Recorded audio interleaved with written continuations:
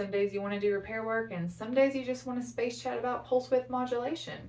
PWM is a technique used to turn a digital signal to analog. It creates a signal that switches between on and off, which can simulate voltages by changing the portion of time that a signal spends on versus the portion of time that a signal spends off. The duration of the on time is called the pulse width. You can change or modulate the pulse width in order to get varying analog values. PWM uses a scale between 0 and 255. 0 is always off and 255 is always on. Duty cycle is measured in percentages and is the ratio of the pulse width to the pulse period. The pulse period is the amount of time that it takes a signal to complete a full on-off cycle. If a signal spends half its time on and half off, it will have a 50% duty cycle, or a square wave. If the signal spends a fourth of its time on and 3/4 of its time off, it has a duty cycle of 25%. A 100% duty cycle is the same as setting your voltage to 5V, and a 0% duty cycle is the same as setting the signal to ground. To understand where the scale 0 to 255 comes from, let's talk about converting numbers to binary first.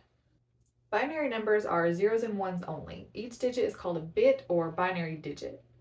Since they can only be one of these two values, digital signals are finite. To use a digital device to do more than turn something on and off, we need the help of PWM. To use an example of something a little more familiar in computing, think about your IP address. An IP address is made of 4 octets, which is a digital unit consisting of 8 bits.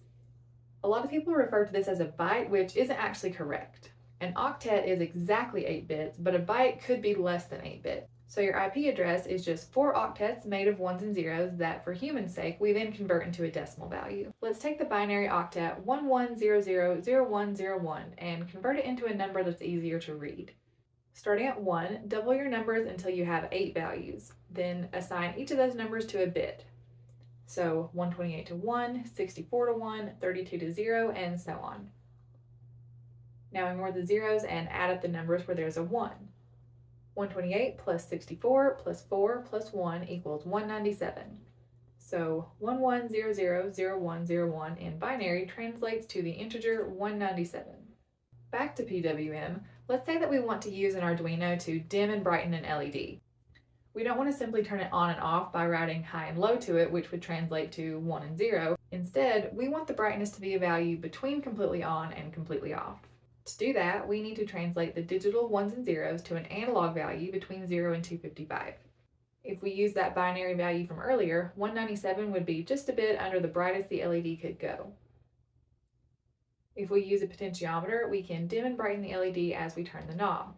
What's happening internally is the digital Arduino is rapidly outputting varying orders of octets of ones and zeros to simulate analog signals between 0 and 255.